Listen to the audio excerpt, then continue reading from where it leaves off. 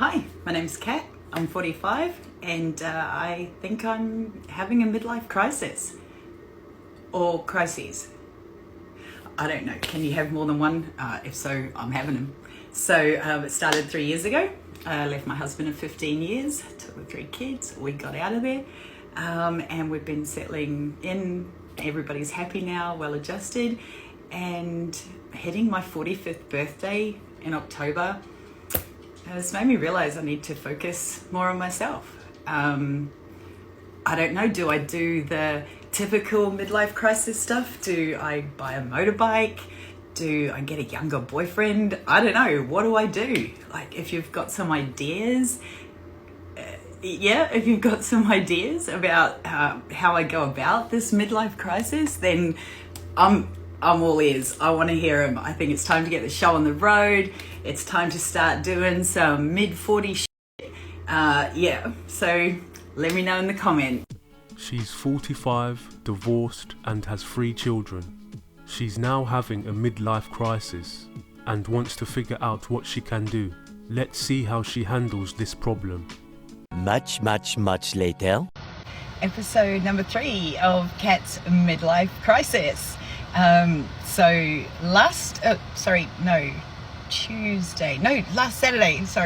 Saturday, I went on a date with a man in his mid-20s. That didn't go so well. He's a very good-looking guy, but he was really rude to the wait staff, and that's just red flag. I'm not looking over, so nope, that didn't go well. But on Wednesday, I had a date with a gentleman who's 50, so that went really well. He's a lovely guy, planning on seeing each other again, so we'll see how that goes. And I'm just heading off now for a date with a man in his 30s. So I'm just covering all bases, covering all generations, just making sure I get them all in there. I'm not giving up on the men in their 20s. We'll see how that goes. We'll go on another date. We won't generalize. I'm sure there's some nice men out there somewhere.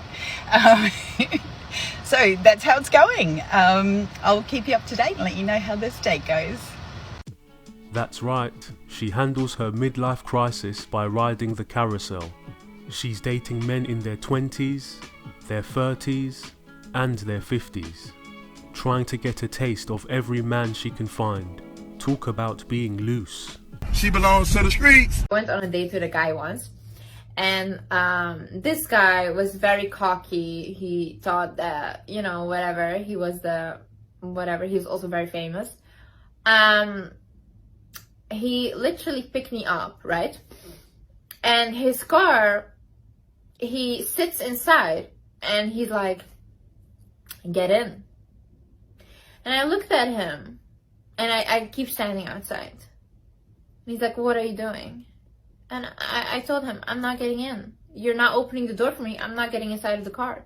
He's like, I won't open the door for you. I turned around. I went back home. I did not step into his car. Then he called me. He's like, what are you doing? Are you insane? Are you crazy? And then I'm like, no, you don't open the door for me. I don't come on a date with you. And then he's like, these things are outdated, blah, blah, blah. I'm like, okay, bye. The entitlement and arrogance here is just mind-boggling. How self-absorbed does somebody have to be to stand there and demand their door be opened for them? And if it isn't opened, they walk away and cancel the date. Does she think she's the Queen of Denmark or something? I think she does. Yeah, of course she does. Listen, if you developed confidence, you felt firmly that you are a bad bitch, and then you started talking to a guy, seeing a guy, and then he left for whatever reason, you need to know that you are still a bad bitch. You can't be questioning yourself. Okay, for one, he obviously knew that you were a bad bitch too, and that's why he pursued you in the first place. But 2, what do you think this is? Do you think that because he left, he ran off with your bad bitch status? That is not how this works. He does not have this power. Once a bad bitch, always a bad bitch. And no one can take that from you. If the guy left, maybe he realised somewhere along the line she was not a bad bish.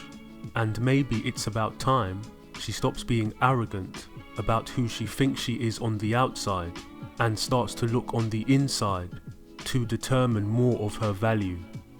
They have no value anymore.